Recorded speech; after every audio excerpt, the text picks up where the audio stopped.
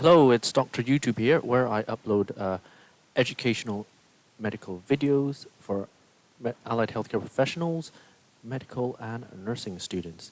In this episode, I will talk about all the carotid sheath, the carotid artery, and the jugular vein. What is the carotid sheath? The carotid sheath, basically a neurovascular bundle containing artery, nerve, and vein.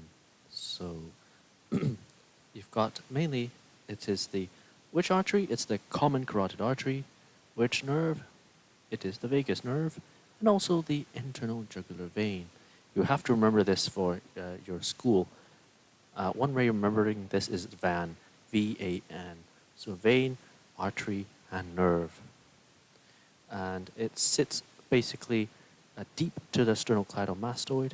So if you turn your neck, you see that long muscle from the clavicle to the back of the ear.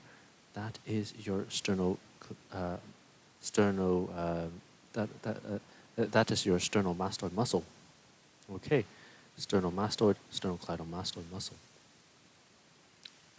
You've also got a few fascias or linings in the neck. So you've got the carotid sheath there. Okay, that's one of the fascias.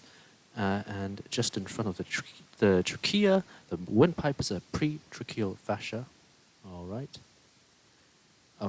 Just around in the vertebra, the prevertebral fascia. Okay, so let's just recap. In the carotid sheath, you've got your VAN, V-A-N, vein, artery, nerve. It's the internal jugular vein, the vagus nerve, and the carotid artery. It sits deep to the sternocleidomastoid, you know, that long muscle that sits in the neck area. You've also got other fascias, including in the neck, the pretracheal fascia and the prevertebral fascia. Now, moving on, you've got your jugular vein as well. That has clinical importance because when you assess someone's, whether or not they're overloaded with tons of fluid, if their heart isn't working, then you've got two jugular veins. You've got the external jugular vein. Okay, that's around there. And the internal jugular vein.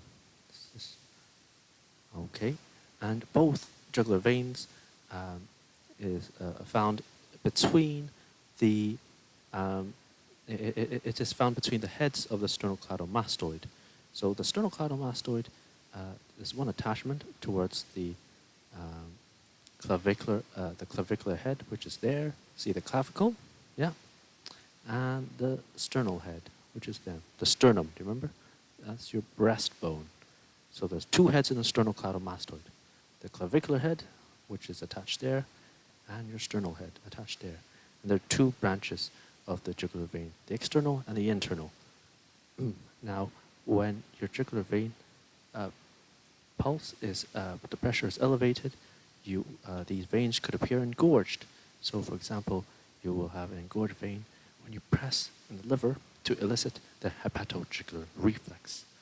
And you could see, for example, a dilated vein just around the ear. So that's your hepatojugular reflex.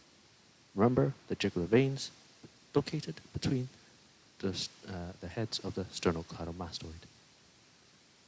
Let's try and remember the external carotid artery branches. There's a mnemonic here called some anatomists like, and others prefer S&M. Sounds a bit dirty, but whatever floats your boat. So, what are some branches? Well, you have got, so if we go there, there is your first branch, your subclavian, then the common carotid artery. Common carotid artery branches into the external carotid artery, which supplies me the face, and your internal carotid artery, which supplies basically the brain. That's one way of memorizing it. The external carotid artery branches, so some anatomists like F, other prefers S and M. Superior thyroid. Ascending pharyngeal, which is not labeled here. You have got lingual, so that supplies the tongue. Facial, okay. some anatomies like F, others, occipital artery, prefer posterior auricular artery, so that supplies around the ear area, S, superficial temporal artery, and M, maxillary artery. Some anatomies like F, others prefer S and M. Superior thyroid, ascending pharyngeal, lingual, facial, occipital, posterior auricular, maxillary, and superior temporal. That wraps it up, guys. I hope you found this video helpful. If you like it, give it a thumbs up and share. Take care and look after yourself.